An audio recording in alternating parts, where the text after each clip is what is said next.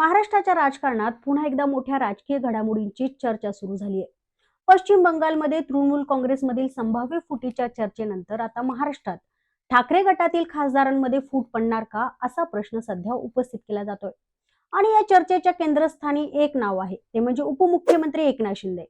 मागील काही दिवसांपासून ऑपरेशन टायगर या नावाची जोरदार चर्चा सुरू आहे. असा दावाही केला जातोय की एकनाथ शिंदे ठाकरे गटातील काही खासदारांना आपल्या बाजूला वळवण्याचा प्रयत्न करतायत. मात्र या चर्चेमागे नेमकं काय सत्य आहे? खरोखरच ठाकरे गटात फूट पडण्याची शक्यता आहे का?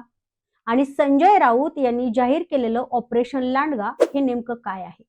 याच विषयाचा आज आपण सखोल आढावा घेऊयात. नमस्कार, मी शनाया. सर्वप्रथम आपण एकनाथ शिंदे यांच्या राजकीय भूमिकेकडे पाहूयात. 2022 मध्ये शिवसेनेत ऐतिहासिक बंड करून एकनाथ शिंदे यांनी उद्धव ठाकरे यांना मोठा धक्का दिला होता. त्यानंतर भाजपच्या मदतीने ते मुख्यमंत्री बनले. मात्र विधानसभा निवडणुकीनंतर मुख्यमंत्री पद जे आहे ते देवेंद्र फडणवीस यांच्याकडे गेलं आणि शिंदेना उपमुख्यमंत्री पद स्वीकारावं लागलं. राजकीय विश्लेषकांच्या मते तेव्हापासूनच शिंदे दिल्लीतील आपलं महत्व वाढवण्याचा प्रयत्न करतायत. पंतप्रधान नरेंद्र मोदी आणि गृहमंत्री अमित शहा यांच्याशी जवळीक वाढवून स्वतःचं राजकीय वजन वाढवण्याचा त्यांचा सातत्याने प्रयत्न असल्याचं आपल्याला पाहायला मिळतोय. आणि याच पार्श्वभूमीवर ठाकरे गटातील खासदारांमध्ये फूट पाडण्याचा प्रयत्न सुरू असल्याची चर्चा सध्या रंगली आहे.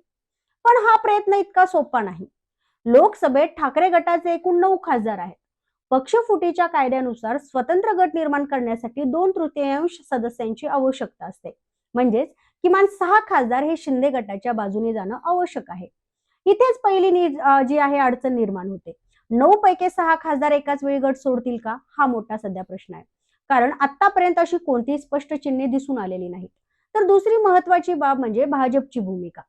राज्यातील भाजप नेत्यांना शिंदे यांचं वाढतं महत्व कितपत पसंत आहे, यावर देखील प्रश्न उपस्थित केले जात आहेत. जर ठाकरे गटात आणखीन एक मोठी फूट पडली आणि त्यांचं संपूर्ण श्रेय जर शिंदेंना गेलं तर दिल्लीत त्यांचं राजकीय वजन वाढू शकतं. म्हणूनच भाजपमधील काही गट अशा ऑपरेशन बाबतीत फारसं उत्सुक नसल्याचं देखील बोललं जात आहे. दरम्यान पश्चिम बंगालमध्ये तृणमूल काँग्रेसच्या काही खासदारांनी स्वतंत्र भूमिका घेण्याची चर्चा सुरू झाल्यानंतर महाराष्ट्रात देखील अशा शक्यतांबाबत चर्चा रंगू लागली आहे. आणि याच पार्श्वभूमीवर उद्धव ठाकरे यांनी रविवारी मातोश्रीवर खासदारांची बैठक बोलावली होती. आणि या बैठकीकडे संपूर्ण राज्याचं देखील लक्ष लागलं होतं. कारण या बैठकीत सर्व खासदार प्रत्यक्ष उपस्थित राहतात का, हे पाहणं महत्वाचं होतं. मात्र बैठकीला 9 पैकी फक्त 4 खासदार प्रत्यक्ष उपस्थित राहिले. त्यामध्ये अनिल देसाई, अरविंद सावंत, संजय दिना पाटील आणि राजाभाऊ वाजे हे 4 खासदार मातोश्रीवर पोहोचले देखील. तर उर्वरित 5 खासदारांनी ऑनलाईन माध्यमातून सहभाग घेतल्याचा दावा राऊतांनी केलाय. त्यामध्ये संजय देशमुख, भाऊसाहेब वागचोरे, ओमराजे निंबाळकर, नागेश पाटील आणि संजय जाधव यांचा समावेश असल्याचं देखील सांगण्यात आलंय. मात्र विरोधकांनी याच मुद्द्यावर प्रश्न उपस्थित केलेत. जर सर्व काही सुरळीत असेल तर 5 खासदार प्रत्यक्ष का आले नाहीत, असा प्रश्न उपस्थित करण्यात आलाय. यामुळे ऑपरेशन टायगरच्या चर्चेला पुन्हा एकदा हवा मिळाली. मात्र या सर्व चर्चांना उत्तर देण्यासाठी पुढे आले ते खासदार संजय राऊत. राऊत यांनी स्पष्ट शब्दात सांगितलं की शिवसेनेत कोणतीही फूट पडणार नाही. ही चर्चा लोकसभा निवडणुकीपासूनच आहे. पक्षप्रमुख नियमितपणे बैठका घेत असतात. या बैठकीतही सर्व खासदार सहभागी झाले होते. राऊत यांनी आणखीन एक महत्वाचं विधान केलंय आणि ते खूप महत्वाचं आहे. ते म्हणतात की आम्ही सर्वजण उद्धव ठाकरे यांच्या सोबत आहोत. आम्ही वाघ आहोत, कुठेही जाणार नाही. पण काही दिवसात आम्ही ऑपरेशन लांडगा राबवणार आहोत. याच विधानामुळे आता महाराष्ट्राच्या राजकारणात नव्या चर्चांना देखील सुरुवात झाली आहे. ऑपरेशन टायगरची चर्चा सुरू असताना ऑपरेशन लांडगा म्हणजे नेमकं काय, याबाबत राऊत यांनी सविस्तर माहिती दिली नसली तरी देखील राजकीय वर्तुळात विविध तर्क वितर्क लावले जात आहेत.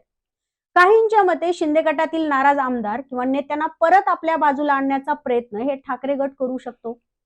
तर काहींच्या मते आगामी स्थानिक स्वराज्य संस्था निवडणुकांच्या पार्श्वभूमीवर ठाकरे गट नव्या राजकीय रणनीतीवर काम करत आहे. सध्या मात्र हे सर्व अंदाजांच्या पातळीवर आहे.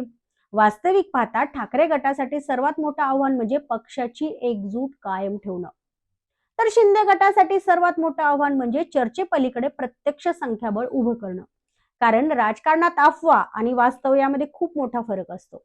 आजच्या घडीला कोणताही खासदार उघडपणे ठाकरे गट सोडण्याची भूमिका घेताना पाहायला मिळत नाही. तर दुसरीकडे शिंदे गटाकडून देखील अधिकृतपणे कोणताही दावा करण्यात आलेला नाही.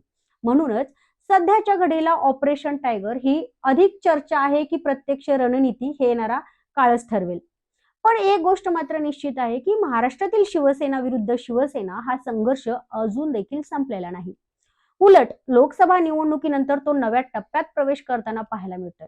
आता खरंच ऑपरेशन टायगर यशस्वी होणार का, की संजय राऊत यांचं ऑपरेशन लांडगा राजकीय समीकरण बदलणार? याकडे संपूर्ण महाराष्ट्राचं आणि दिल्लीचं देखील लक्ष लागलेलं आहे. या संपूर्ण प्रकरणावर तुमचं काय मत आहे?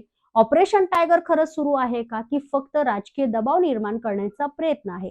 आणि ऑपरेशन लांडगा नेमकं कोणावर होणार?